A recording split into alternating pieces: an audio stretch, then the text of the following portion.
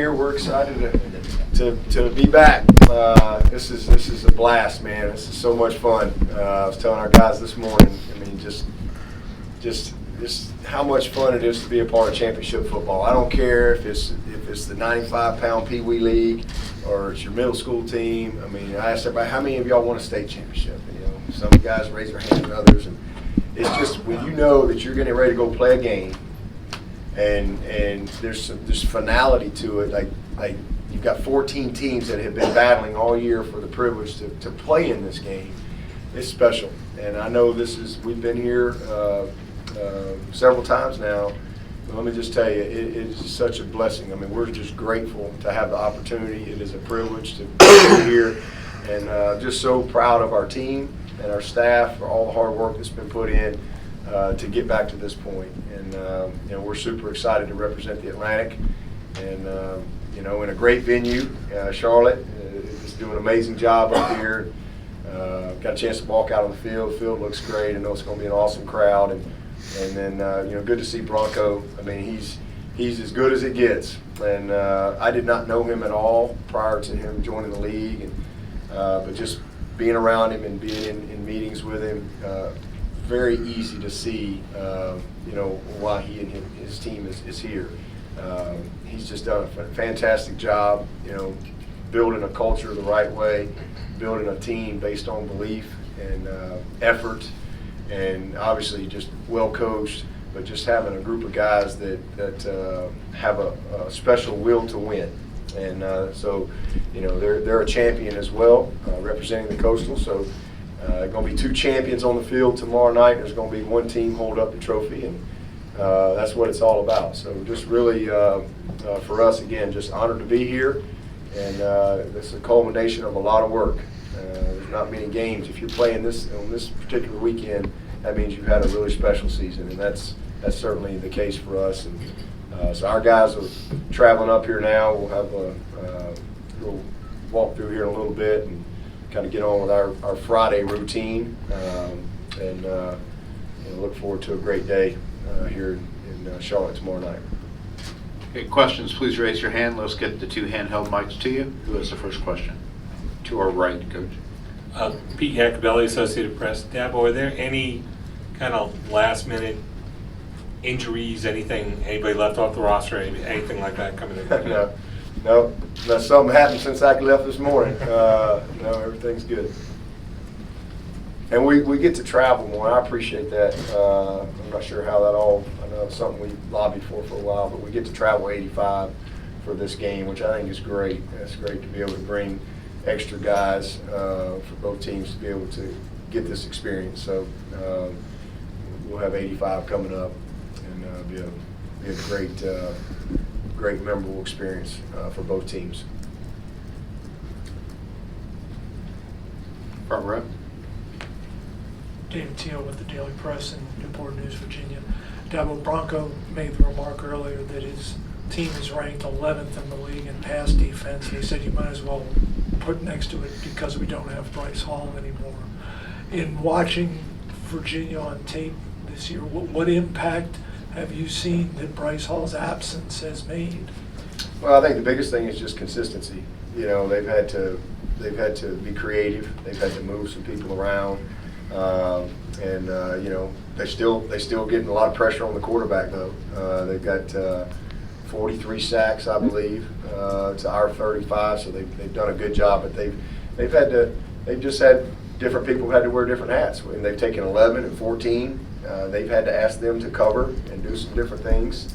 So I think they've done an awesome job. I mean, you know, they're one of the best third down teams in the country, and they have given up some things in the passing game, but I think it's been just some adjustments that they've had to make.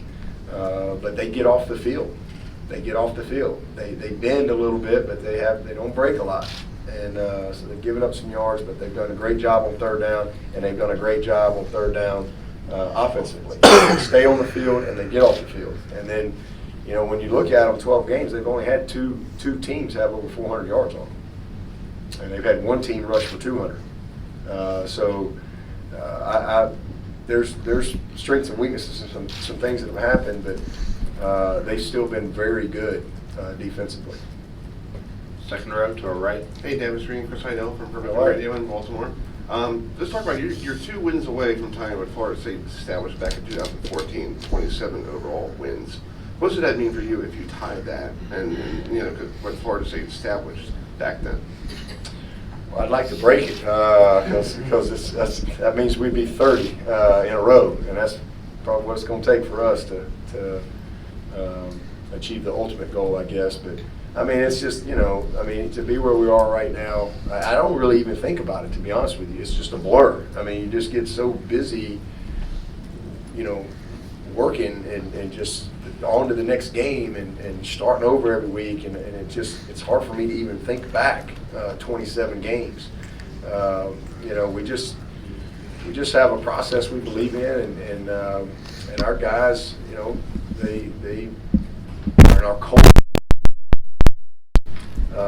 Cultivate and nurture that mindset of, man, it's just being excited to have a chance to go win again and not getting bored. It's every week is the biggest game of the year for us, and that's really a mindset that we have. And it's just kind of a function of how we go about our business, I believe. So, I mean, it's been an incredible run. There's no doubt about it. To win, what is tomorrow? What is tomorrow? Be 28. So if we could win 28, then I think we're going to get the opportunity to play on December 28th. 28 would be the one that I'm focused on, not 29. You can't win 29 if you win 28, and so that's all we're worried about right now. But it's been a special run, and so much consistency and hard work put in by a lot of people. To our left against the wall. Matt Dowell, Watch Fox TV. Dabo, Bronco was telling us what goes through his mind when he was walking back out there at Bank of America Stadium. I'm just wondering what goes through your mind when you go back out there. As I said earlier, just joy. I'm happy, just thankful to be able to be here. That's excited to be able to walk out on the field and know that we're in this thing. We get to see the commissioner in the breezeway because that means that we're here. So it's just a great moment. It really is. I mean, it's just a lot of fun. There's just nothing better in championship football, and to know that somebody is going to be the ACC champion tomorrow night. It's down to 2 teams, and we're one of them. Front row. David Hood, TigerNet. Trevor mentioned this week that the 80 freshmen and sophomores, and then he said that he thinks that has actually enabled this team to be more focused because these are kids who are taking this ride, some of them really for the first time, and that it's been able to help them keep that focus. Do you see that, and has that helped this team with all the youth? I think so. I mean, it's been last year's team is the polar opposite. Incredible experience, the most veteran team I've ever coached, the most seniors I've ever had, and we literally could have spotted the ball in spring practice of that year and played anybody. I mean, we were just that far along, that experienced, and there's a challenge to coach that type of team too. This team has been so much fun because we have this incredible leadership. A really strong group of seniors, not a big class of seniors, but a really strong group of seniors and juniors. And then a few really strong sophomores like a Trevor, Justin Ross and some of those guys. But then you throw in the fact that you've got a little over 40 guys that were not even on the roster last year. I think like every day is a new day to them. And then you have, right at 80 freshmen and sophomores, so redshirt guys, so forth. There's just been this blend of leadership and experience and really good understanding of what it takes, blended with a great energy and youthfulness. And so bringing that together and creating, and that was why the big challenge to me coming in, and what I challenged our team was, I knew we were going to be talented. I knew they would put the work in, but could we develop the chemistry? To me, that's one of the most underrated things on any team, and it's just come together beautifully. This is a super fun team, and so I definitely think the youth has brought a lot of energy to those older guys. It's been pretty cool to see that. Front row.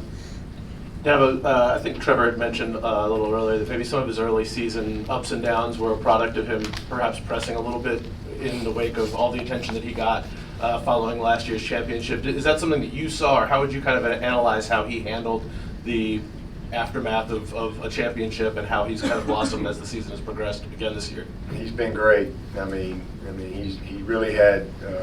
Just telling the TV folks a minute ago. I mean, it was all sugar for him last year. You know, I mean, just hardly made a mistake.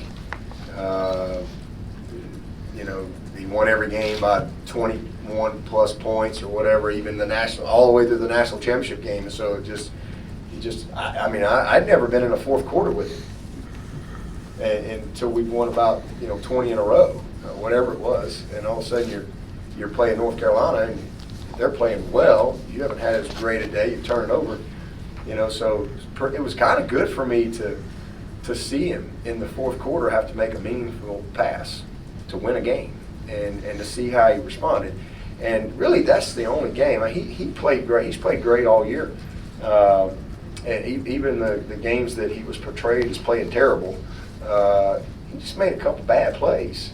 But he made a lot of good ones. But he made, I think early on, sometimes you can be too confident, and sometimes you can be too knowledgeable to where you can take a few of the little things for granted. And I think he just was trying to do too much and trying to make every play. And I think he just kind of settled in, and because he got burned. It's like you tell your kids that stove's hot. Sometimes they touch it anyway. So, but when they get burned, they usually learn. They don't usually go back and go, that was great. They had to do it again. I got my dog. Y'all got them dog fences, all I got to do is hold up that little flag, because he don't like that electric fence or whatever that goes around the yard. And so I just think that you have to experience things, and so he made a few bad plays. And the other thing is he hadn't had any criticism. It had been all sugar since he got here. Now all of a sudden, he's on a loop on ESPN. He just played great, completed 65%, threw 3 touchdown passes, but Lord help, he threw a dumb interception. And so that's what gets talked about. And so in that role, that comes with the territory. And so him having to deal with that, I think it's been one of the best things for him. And because of how he's responded, and just, learning that it doesn't matter either way, and to really, have that balance at that position and understand what comes with it. I think it's been great for his growth. And he's so much better as a quarterback this year than he was last year. It's not really even close. And I think that a lot of people have missed a beautiful season from this guy. He's amazing. He really is. I'm super proud of him, and what he's done with his legs has been special. That's probably the biggest improvement that he's made. So he's a winner, and he's become a great leader for us. We needed that from him, and he's really become a great leader on both sides of the ball. Front row. Doug Dowdy with the Roanoke Times in Virginia. Is there a quarterback that you prepared for or coached in recent years that you would compare to Perkins? We've seen a lot of really good athletic quarterbacks. I hate to throw Lamar up there. I think Lamar probably throws the ball a little bit better, but I think they both create. And they can run. This guy can run the football. He can throw the ball too. I think Lamar's a first-round draft pick type thrower, so there's a little difference there. But I think just his will to win that you saw with Lamar. I think his creativity, what he means to his team. How inspirational he is to his team. His toughness when he runs. He's a handful. I don't want to really compare him to anybody, but I think he's his own guy, and he's a super player, and has obviously been a huge factor in them getting here.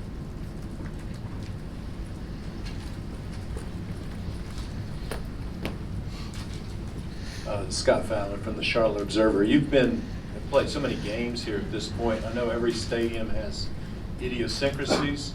What are some of them at Bank of America Stadium, either on the field or locker rooms or around?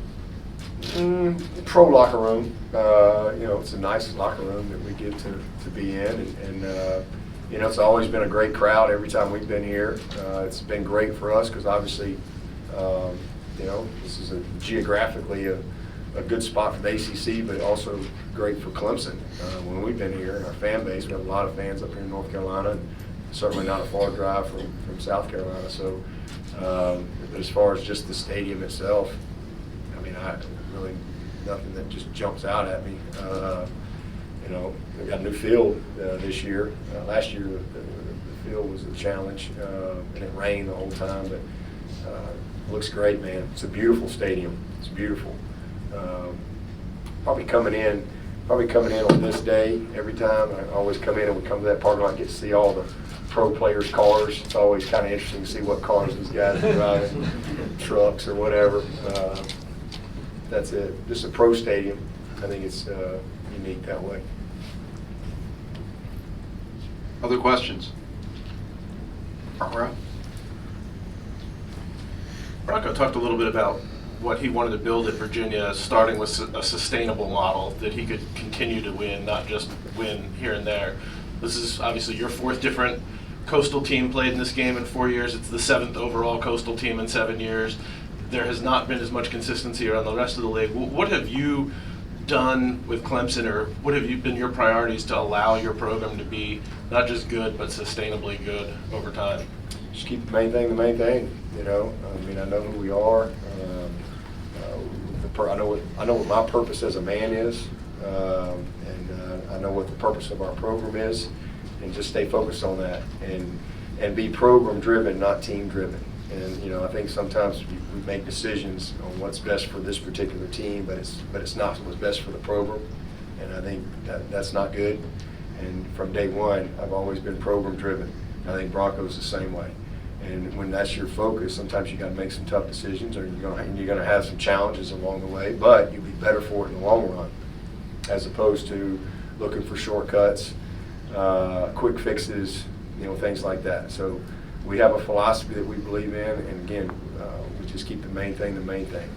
And I focus on the relationships and the culture of everything that we do. Always trying to get better, always learning, always growing, always starting over. We don't carry anything over. We start over every single year, and so that's where it starts for us. And then it's the people, So obviously, who's coming in the door? Who are you recruiting? Who's on your staff?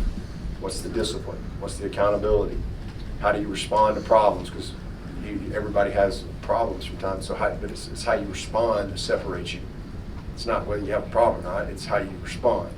So those are probably the main things for us, and then really nurturing and developing leadership. I think that's a critical factor in sustaining success. So just we could talk all day on that. Second row. Coach Trevor Gross, SecureTigers.com. This is your 7th time here in Charlotte. Well, I guess one was down in Orlando, but and Tampa. Right. It was in Tampa. Tampa, that's first right. one, and the other one was in Orlando. They've all been primetime games for you. Just curious what your routine is like tomorrow. Do you try to watch some of the other championship games?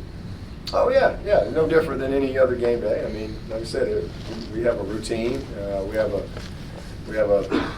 night game routine. We have a 3:30 routine. We have a noon game routine, and we don't really change that up regardless of who we play. I mean, we'll be playing in the national championship. We still have a routine. What we do on Monday, what we do on Tuesday, it doesn't change regardless of who we play or where we play. The magnitude of the game. We just stay focused on what we do and how we do it each week.